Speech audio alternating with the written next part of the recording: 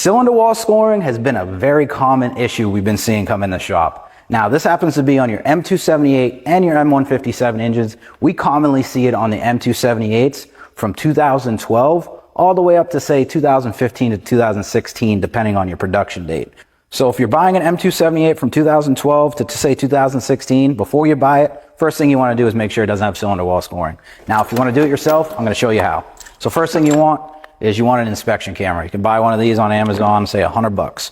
Then you want a spark plug socket. You can get these right from the dealership, maybe on FCP Euro. And you want an E8. And then possibly an extension. And if you want to get very fancy, you can get an electric ratchet or just a normal hand ratchet. I work on cars every day, so that's why I have it. So let's go remove that spark plug. Now we got the spark plug removed. You can see it's very dark.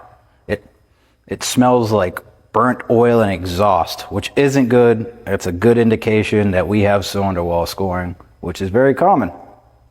Now the next step of what we want to take is take the bore scope camera. Now you can honestly get one of these pretty cheap on Amazon for like, say $120.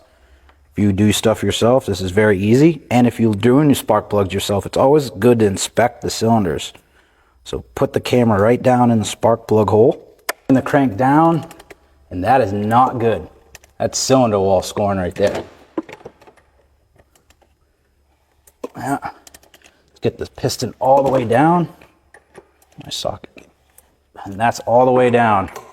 You can see right on the camera here, that's all cylinder wall scoring. No good. So as you guys can see right here is the oil pump control valve, and it's disconnected. Now a lot of people do this to prevent cylinder wall scoring, but we still have cylinder wall scoring.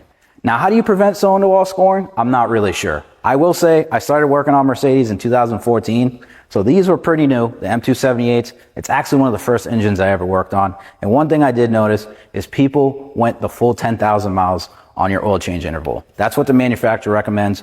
But on an M278, I honestly recommend doing it every 3,000 miles. Screw the 3,000 to 5,000 miles. I'm saying every 3,000 miles, and making sure your engine air filters stay very clean.